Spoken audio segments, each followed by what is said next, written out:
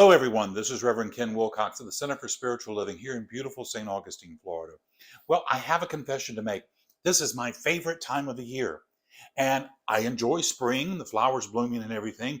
But the reason I enjoy this time of the year is because we're conducting our interviews for the Venus Manley Scholarship Program. This is where we give out 3 scholarships every year with kids with disability who want to seek further education. And when you meet them, you meet their parents and you hear their stories, you cannot help but be inspired by them. I remember one young guy, uh, he came down from Connecticut. And when we met him, he was planning to go to Pepperdine. Now, this young man had an amazing story. He had a disability. It was much like arthritis. It would come on in bouts. And when it hit him, he would be incapacitated for 6 to 8 weeks. All he could do was lay in bed.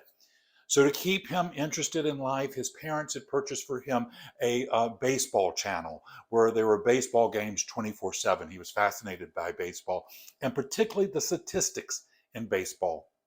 His dad said there were times in Connecticut that he would just lay in the bed and he was in so much pain he would just cry.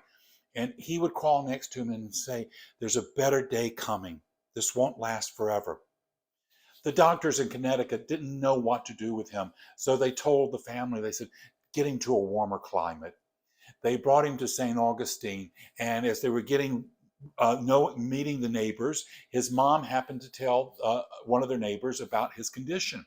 And she said she could tell that there was a moment of recognition, because this woman explained that she was a emergency room doctor and she had studied with a professor who had specialized in this exact condition. She knew exactly what this young man had. And this professor had come up with a protocol that could alleviate 80% of the suffering this young man was going through. And so naturally, they reached out to the doctor, they got the protocol, and yes, he's 80% free from the pain that he was going through.